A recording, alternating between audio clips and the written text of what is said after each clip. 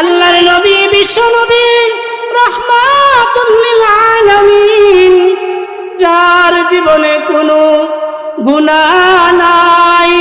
আল্লাহর নবী মাসুম নবী ইসলামের দাওয়াত দেয়, নবী আমার দ্বীনের দাওয়াত দেয়।